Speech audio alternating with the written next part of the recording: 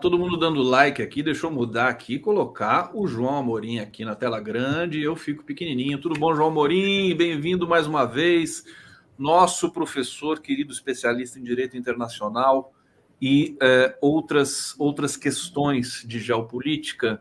Obrigado. Quero te receber com todo carinho, sempre mais uma vez, o público aqui pedindo sua presença sempre. Puxa, obrigado. Eu vi que você estava aqui no bastidor acompanhando o Paulo Amarante, Paulo Amarante é uma das maiores referências do país. Professor de todos nós, né? Conheço, é um professor de todos nós, imagina. E uma bandeira, uma luta absolutamente necessária e cada vez mais necessária, né?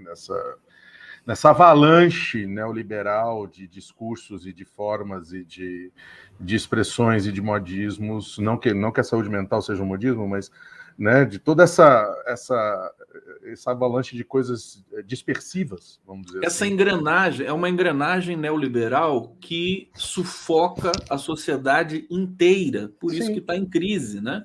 Quer dizer, o excesso de medicação, excesso de produto, excesso de consumo, excesso de tudo. Isso deve ir muito na sua abordagem de pesquisa também, né? Também, porque, veja, de certa forma, a própria ilusão, ou os próprios mecanismos de ilusão e de dispersão de atenção com relação à questão climática, com relação às crises humanitárias, com relação à própria manipulação da mídia ou a centralização da grande mídia com relação aos temas, ou seja, veja, essa semana as crianças que continuam morrendo em Gaza não estão mais na mídia, não se fala mais disso, porque e elas agora continuam morrendo. E elas continuam morrendo, como continuam morrendo nas outras 23 crises humanitárias em atividade no mundo.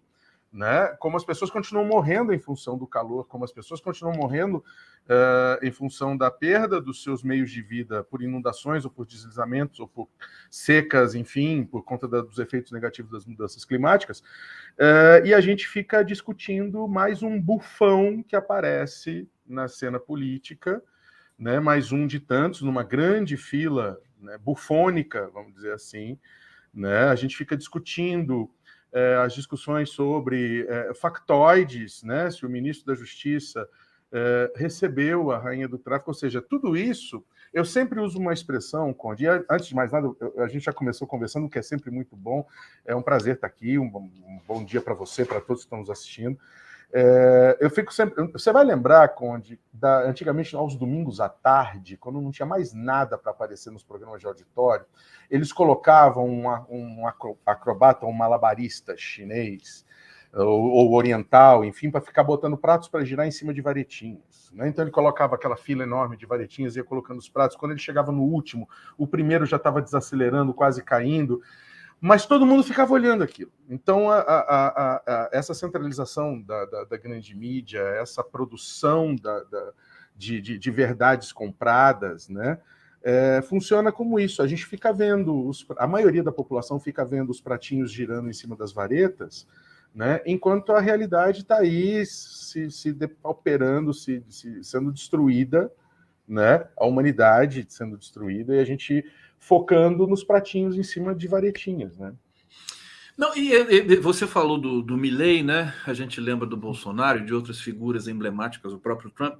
Essas figuras são negacionistas e são histriônicos e são... Não pelo histrionismo, né? Histrionismo tudo bem, mas pelo abuso, vamos dizer assim, cognitivo que eles acabam realizando, são necessários para o sistema ultraliberal capitalista. Eu falo isso. isso. Todo mundo sob esse poder hipnótico do consumo, né? E de outras questões que são caras aí às grandes indústrias, tudo mais. Muito curioso. E te digo mais, uma das grandes navalhas filosóficas que a gente usa, né, muito, a navalha de Ockham, eu sigo ela religiosamente, né? Ou seja, a solução é sempre, a explicação muito provavelmente é a mais simples, né? Então todo mundo fica falando, são aventureiros, são paraquedistas. Então, assim, se você pegar Orbán, Narendra Modi, se você pegar o Zelensky na Ucrânia, Trump, Bolsonaro, agora o Milei, ou seja, essas figuras que eu classifico como os bonecos de posto de gasolina, sabe? Aquele boneco com ventilador embaixo que fica balançando, chamando a atenção, etc. É óbvio que eles respondem a um interesse maior, né? Da mesma forma que eles são vetores e pontas de lança de reformas econômicas ou de mudanças econômicas ultraliberais, de erosão ou perda de direitos trabalhistas ou de condições de trabalho, que cria ainda mais desesperança para as novas gerações em relação ao futuro, conquistas sociais, conquistas de direitos que levaram séculos de luta para a gente conseguir estabelecer e estabilizar. E hoje em dia, todo mundo fala da crise da democracia, que as democracias estão em crise, há esse movimento global de ressurgência da extrema-direita. Eu duvido, a extrema-direita sempre esteve aí, né, dormente, se infiltrando e se aproveitando das condições que lhe davam, e agora há sim, inegavelmente, um projeto ultraliberal, né, que depende dessas figuras bufônicas, que depende dessa massificação de informação, que depende da produção de mentiras, que depende dos algoritmos que mandam para você a informação formatada e palatável de acordo com as suas papilas gustativas. E isso eu vejo como duas grandes coisas. Hoje, e a principal delas, hoje em dia, com o nível de informação disponível, de conhecimento científico disponível e com a internet como um vetor de democratização de informação correta ou de pesquisa correta, de facilitação de pesquisa e de acesso à informação, você vê a maior parte das imagens pavorosas de crianças destroçadas, de crianças mortas, de mulheres mortas e dos bombardeios em Gaza, foi acessado pela internet, foi transmitido por WhatsApp, das pessoas que estavam lá. Né? Com muita dificuldade com censura também. Exatamente, né? Total. Então, veja, existe isso. Só que hoje em dia, e eu costumo dizer muito isso é uma das coisas que eu venho pensando e alertando, não há como hoje você continuar com esse nível de exclusão social, de concentração de renda, de privilégio na mão de pouquíssimos seres humanos, e não tem como você manter o acesso imperialista as reservas e recursos estratégicos que essa minoria depende para manter a sua posição privilegiada através de democracias. Você não consegue autorizar isso hoje, você não consegue ter acesso, né? Você não consegue manter privilégios. Veja, a indústria, isso é um relatório do Fundo Monetário Internacional em agosto desse ano, que fez um mapeamento dos subsídios da indústria de combustíveis, da indústria de petróleo. Os subsídios da indústria de petróleo, ou seja, a facilitação para essa indústria se manter globalmente, no ano de 2022 foi de 7 trilhões de dólares de subsídios para a indústria de petróleo. Ah, mas isso é em nível global? Sim, mas no Brasil, e o estudo desce aos países, no Brasil, o Brasil pagou em subsídios para a indústria do petróleo mais de 2 bilhões de dólares no ano de 2022. E para a indústria do petróleo exclusivamente, porque se você pegar, e aí a pesquisa vem segmentada por nichos energéticos, né? O Brasil, com todo o potencial e com todo o arroubo, né, nacionalista de que temos uma matriz limpa com a eletricidade, o Estado brasileiro não dá 1 centavo de subsídio para a produção de energia elétrica. Ele dá para o petróleo, mas não dá para a energia elétrica. E detalhe, a maior parte desses subsídios globais e brasileiros consiste em subsídios indiretos, ou seja, não internalização de custos ambientais, não internalização de tecnologias limpas, ou seja, nós estamos a economia mundial está pagando para a indústria do petróleo continuar. O que torna aquele debate sobre se vai explorar o petróleo na foz do Amazonas hipócrita, né? Também porque assim a gente está em outro patamar. Olha, recebendo aqui, chegando o nosso querido Luiz Nassif, seja bem-vindo. Bom dia, Você tinha esse dado, Nassif, do subsídio de petróleo? Não, mas é interessante aí que se você pega, vamos pegar aqui a poluição que tinha em Cubatão aqui, eu lembro do tempo do Montoro, que é a Ródia, uma baita poluição, daí criou-se aí um passivo ambiental aí que a empresa teve que pagar. E as empresas passaram a colocar nos seus balanços, inclusive, as previsões para passivos ambientais. Né? Mas essa questão da indústria do petróleo tem toda a razão mesmo. Não é só o passivo ambiental, é tudo que ocorre na cadeia toda de produção de valor, sabe?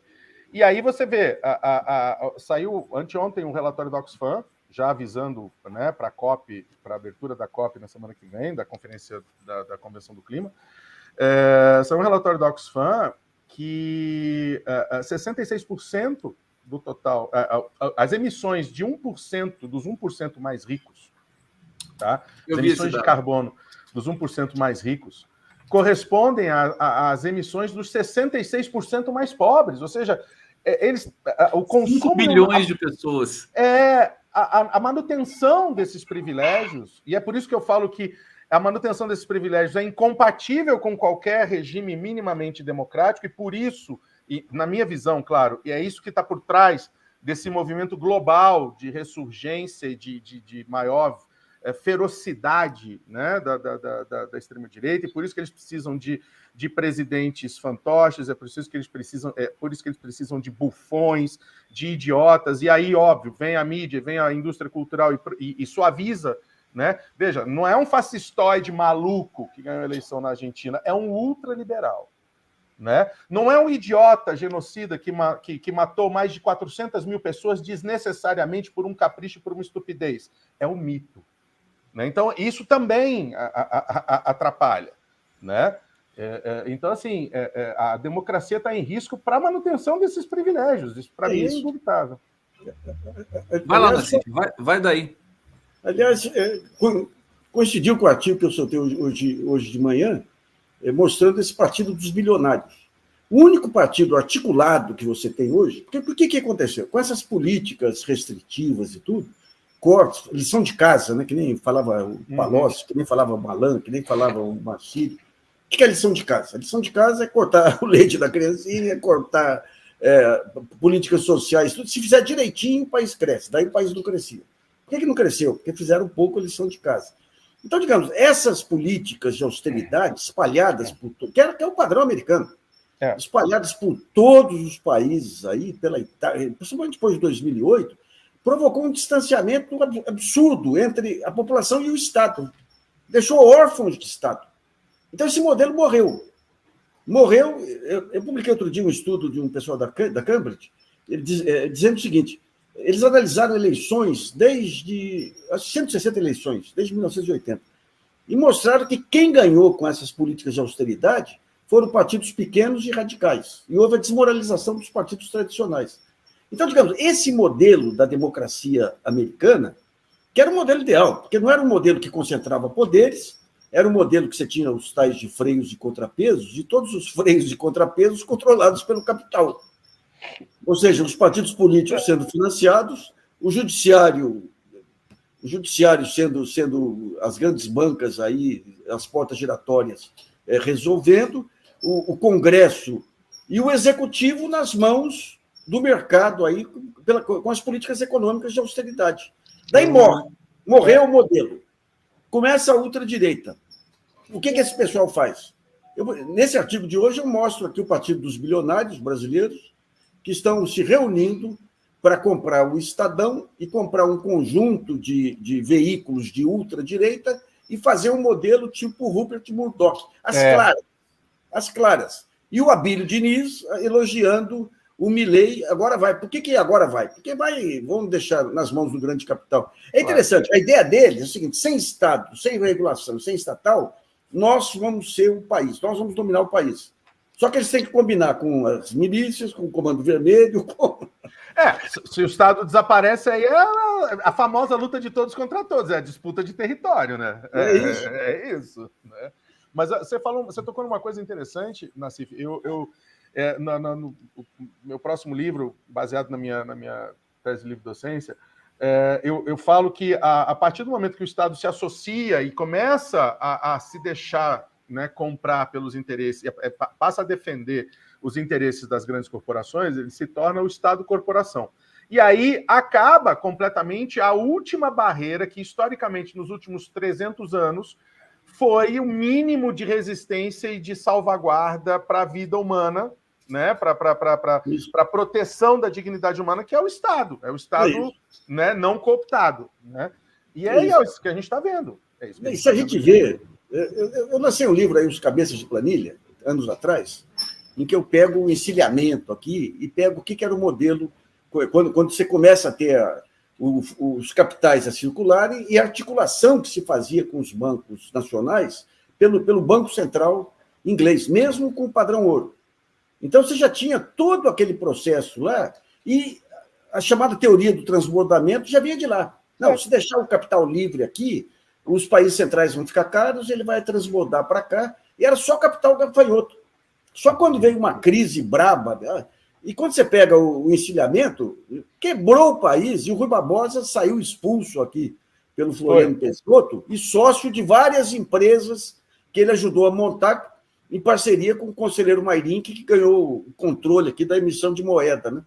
Então, digamos, todo esse modelo acaba levando ao fracasso daquela... E tudo com revolução tecnológica também, tudo igualzinho que está acontecendo agora. E daí acaba levando a desmoralização do modelo democrático, República Velha, aqui no caso do Brasil e outros países, e surgem as alternativas, que é o fascismo. O fascismo, antes do fascismo, uma tentativa do sindicalismo italiano de avançar, o nazismo, a Revolução Russa, Ou seja, a gente explica essa ascensão da extrema-direita, né? Inclusive, isso poderia já estar resultando em trabalhos acadêmicos, né? Com essa financiarização de tudo, hiperconsumo, hipermedicalização, né? E uma imprensa também muito comprometida com essa questão do poder financeiro. Deixa o João Amorim, Nassif, eu não sei se você sabe, mas ele também estuda muito a questão do clima. E tem duas notícias aqui que saíram ontem. Uma é uma pesquisadora, Regina Rodrigues, da Universidade Federal de Santa Catarina. Ela está dizendo o seguinte: aquecimento do Atlântico Sul tem impacto colossal. Parece que o Atlântico Sul subiu 1 grau e o Atlântico Norte 1,6 grau, alguma coisa assim. E isso causa, quer dizer, é uma espécie de El Niño no Atlântico. E isso causa, inclusive, um risco enorme de inversão das correntes. Inversão das correntes que pode mudar o clima no mundo todo. No mundo todo. Você está acompanhando essa aceleração dos eventos extremos? Nós estamos vendo no Brasil, estamos sentindo isso no Brasil. Talvez o Brasil seja o mais sensível de todos. E assim, e não só isso, Conde, eu tenho acompanhado isso, e, claro, tem a influência do El Niño? Sim, tem a influência do El Niño, só que a influência do El Niño, ela está no início, tá? Então ela vai atingir o pico no ano que vem. O fenômeno é cíclico. Aliás, se chama El Niño porque vinha no Natal. Vinha no Natal, exatamente. E assim, é um fenômeno de 3 a 4 anos de duração, cada ciclo desse, né? Mas, veja, o aquecimento do Atlântico Sul, ele vai influenciar diretamente para nós aqui no Cone Sul, da Cordilheira para cá, né? No aumento de ocorrência dos chamados domos de calor. Né? O que são os domos de calor? Que é o terceiro fator da geração das ondas de calor. É aquela área de alta pressão atmosférica que você vê toda e qualquer mocinha do tempo em telejornais colocar no centro do Brasil, né? No centro do país, que é o centro da América Latina como um todo, que é uma área de alta pressão que impede a chegada de ventos frios e ventos do sul, etc. O aquecimento do Atlântico Sul vai impactar diretamente nisso aí, tá? Junta isso com desmatamento, diminuição da frequência de chuvas em função do desmatamento da Amazônia, exposição do solo que faz emitir mais dióxido de carbono através do desmatamento de outros grandes biomas brasileiros, como o Cerrado, como o Pantanal, como a Mata Atlântica, né? E você tem essa panela de pressão sendo formada, sem contar a possibilidade de inversão ou de esgotamento ou de enfraquecimento das principais correntes marítimas, que servem como uma bomba de resfriamento e aquecimento para as regiões do planeta. Né? Então, assim, é muito preocupante. O Carlos Nobre, recentemente, deu um dado que eu fiquei espantado, que se todos os países cumprirem as diretrizes nacionais de emissão que eles entregaram em 2020 para o Acordo de Paris, na revisão de 2020, na revisão de 5 anos em 2020 do Acordo de Paris, se todos cumprirem as metas que eles prometeram, a temperatura do planeta chega ao final do século entre 2,5 e 2,6 graus mais quente. Mais quente. Não, a outra informação é de que desde o período pré-industrial, o planeta, né, subiu 2 graus, né, o que é um recorde, já atingiu esse dado. Ô, Nassif. Estabilizado 1,5, né? 2 graus foi semana passada em algumas regiões, mas estabilizado 1,5, o que já é um absurdo. Ah, é? Já é um absurdo. João, só uma curiosidade. Aquele negacionista da USP lá, como é que ele chamava? Ele está ativo ainda? Não, ele acabou sendo escanteado. Se eu não me engano, o Nassif, ele acabou sendo meio escanteado ou desconsiderado, vamos dizer assim, no mesmo período que foi descontinuada a relação com aquele negacionista da Faculdade de Medicina, da Faculdade de Farmácia, que estava... Lotufo. Lotufo não, imagina. Lotufo é amigo nosso, não. Lotufo é genial. Mas é um daqueles caras. Então, acho que houve esse expurgo, até porque você tem o Abramovay, você tem o Carlos Nobre no INPE, você tem uma série, você tem o Artacho, que é uma referência. Sim. E esses caras sobretudo para a comunidade acadêmica séria, esses caras têm um lastro que é inquestionável, que são quilômetros e quilômetros e quilômetros e quilômetros de pesquisa, de dados, de acompanhamento. Eles não caíram de paraquedas agora, né? E a questão é muito preocupante, porque se você pegar, saiu um outro dado, eu tenho me atualizado, porque semana que vem começa a COP, então eu tenho que estar... Né, você vai acompanhar a COP? Você vai? Eu sou observador da sociedade civil, observador oficial da sociedade civil para a Conferência das Partes, da 28ª Conferência das Partes. Eu estou representando diversas organizações da sociedade civil, inclusive uma organização que é sediada na Universidade do Porto, que se chama Casa Comum da Humanidade, que busca o reconhecimento do clima estável como patrimônio comum da humanidade. Para tentar. Ô, Amorim, você vai ser o nosso correspondente lá na COP. Mas aí que tá, vai ser como todo bom pobre, vai ser um bate-volta, porque aí o resto da conferência eu vou acompanhar daqui. À distância. À distância, mas com todas as reuniões oficiais, etc. E aí serei o correspondente de toda forma, mas eu vou para a abertura e volto, dou uma palestra e volto. Deixa eu, o pessoal está falando que a minha imagem está meio focada aqui, e está mesmo, eu estou vendo aqui, estou acompanhando em outro computador, não sei porquê, né? Alguém tem alguma coisa contra mim. Você sabe que hoje, Nassif, o João Amorim, não falei para o João Amorim, eu tive uma intoxicação feia ontem. Eu estou melhor, tomei remédio aqui e tal, para fazer o programa, senão, né, o que acontece? Não vai dar. Eu acho que a gripe Milley, viu? Gripe Milley. Por quê? Por que Milley? Porque o Milley derrubou todo mundo. Derrubou todo mundo. Eu queria fazer uma última questão, e Nassif comenta, e vamos passar para o Amorim, que é o seguinte. Ontem, o Haaretz, o jornal israelense, noticiou que o Netanyahu sabia que o Hamas iria fazer esse ataque. O Netanyahu está ali sob o fogo cruzado do Lapid, né? E provavelmente ele vai cair antes desse processo se encerrar. E muitas informações, imagens que surpreendentemente são divulgadas no Twitter do Elon Musk, que ele não censura.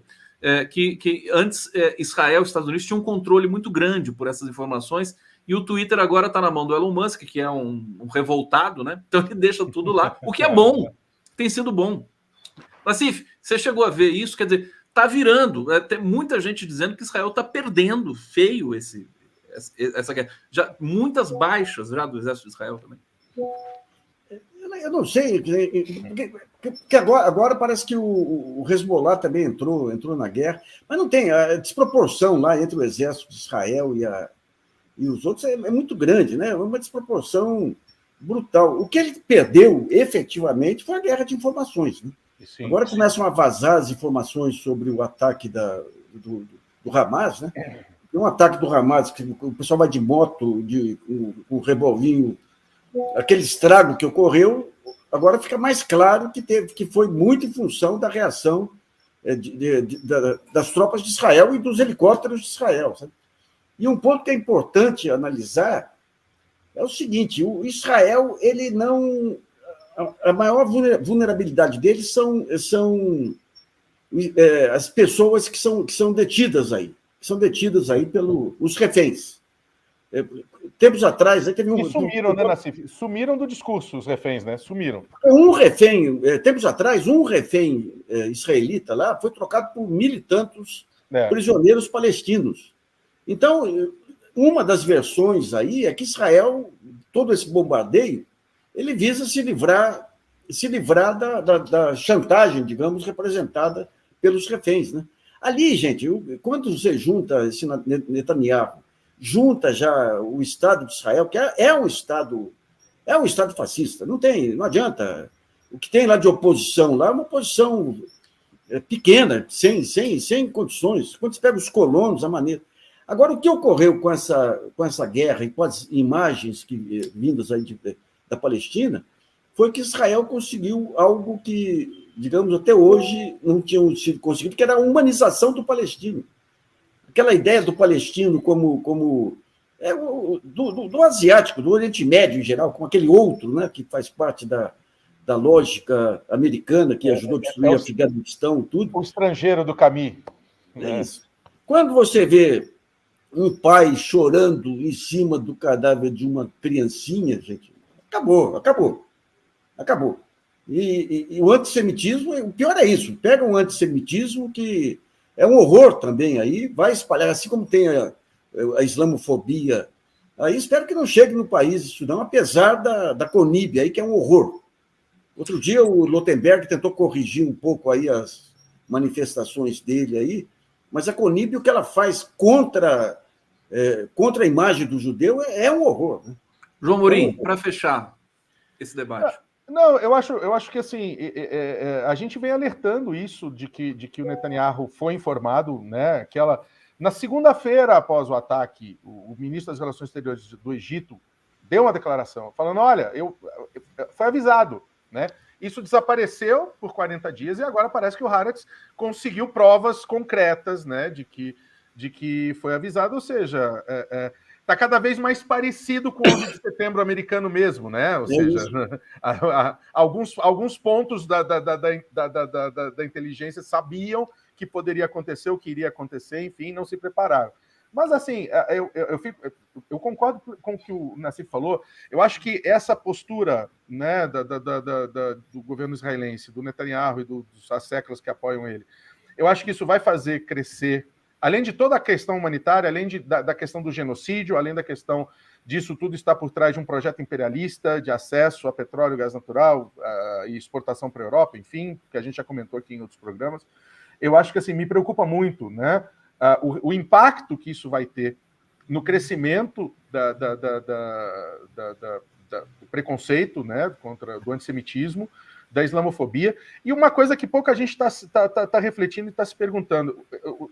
As forças de defesa de Israel dizem que o objetivo é erradicar o Hamas da face da terra. Só vão parar quando acabar com o Hamas. Quantos militantes do Hamas eles estão produzindo? Não pegaram nada. Não, e outra coisa, né? Os mortos ali. O cara que está debruçado sobre o cadáver do filho, o cara que está debruçado sobre o cadáver da mãe, sabe? Meus Quantas pessoas eles radicalizaram nesses ataques?